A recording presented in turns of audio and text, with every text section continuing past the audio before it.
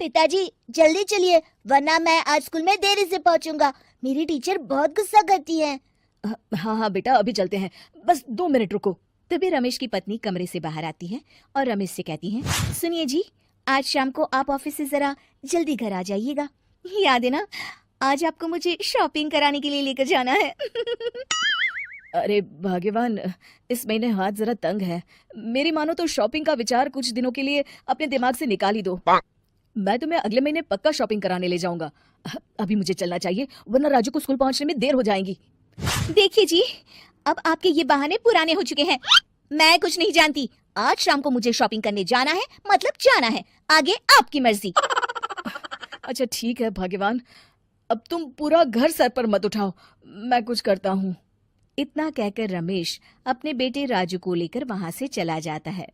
घर से निकलने के लिए रमेश जैसे ही अपनी मोटरसाइकिल शुरू करता है, तभी उसकी माँ उसे आवाज देकर कहती है, अरे रमेश, आज शाम को मुझे कुछ पैसे दे देना।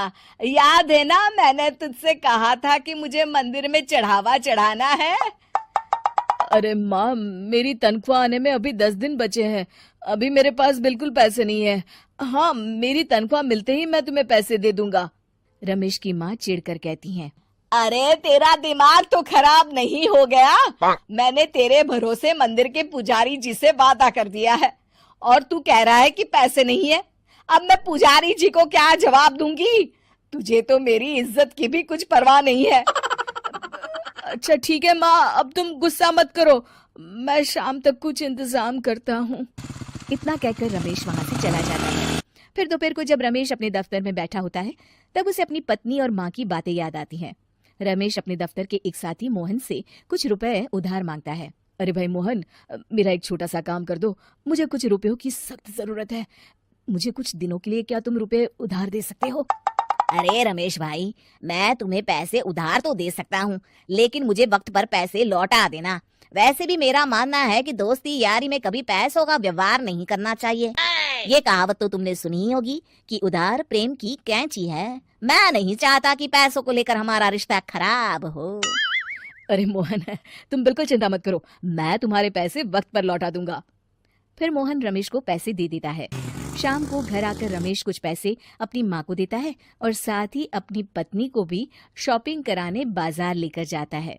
रमेश की पत्नी और उसकी माँ का स्वभाव जरूरत से ज्यादा खर्चीला होने के कारण दोनों हमेशा बेवजह पैसे खर्च करती हैं। फिर एक दिन, सुनिए जी, अगले हफ्ते हमने छुट्टियों में कहीं बाहर जाने का प्लान बनाया था।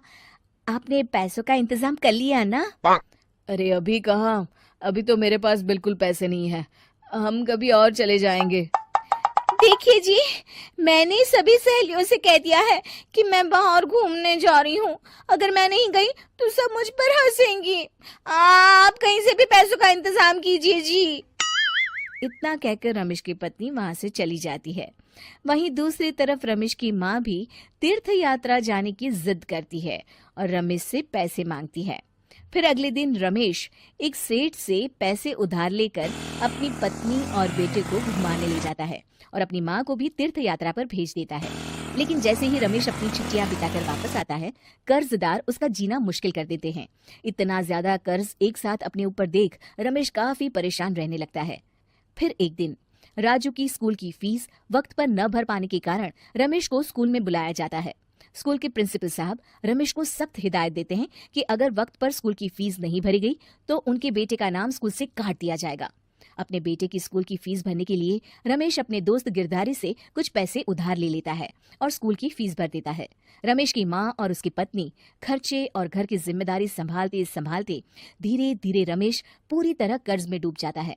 और तभी एक दिन दफ्तर में काम करते समय रमेश की तबीयत अचानक बिगड़ जाती है और वो बेहोश होकर गिर पड़ता है। उसे जल्दी से पास के एक अस्पताल में भर्ती कराया जाता है। रमेश के घर वालों को ये बात पता चल जाती है तो वे सभी अस्पताल पहुंचते हैं। अस्पताल के डॉक्टर साहब उन्हें बताते हैं, देखिए, देर रात तक जागने और जरूरत से ज्यादा काम करने की वजह से इन्हें चक्कर आ गया था।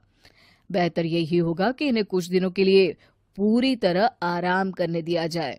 रमेश की हालत देखकर उसके बेटे राजू को बहुत गुस्सा आता है और वो अपनी दादी और माँ से कहता है, माँ, दादी, मैं इतना छोटा हूँ, फिर भी मैं इतना समझता हूँ कि पिताजी दिन रात दफ्तर में काम करके पैसे कमाते हैं।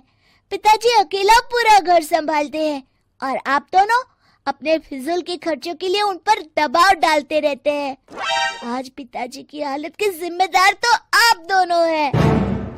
राजू की समझदारी भरी बातें सुनकर रमेश की माँ और पत्नी को अपनी गलती का एहसास होता है और दोनों की आंखों में आंसू आ जाते हैं।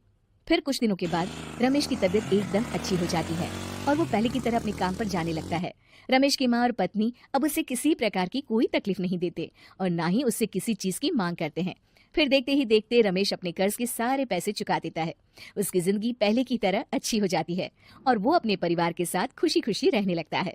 शिक्षा, हमारे रिश्ते एक तराजू की तरह होते हैं जिसकी दोनों ओर जिम्मेदारी और समझदारी का वजन बराबर होना चाहिए।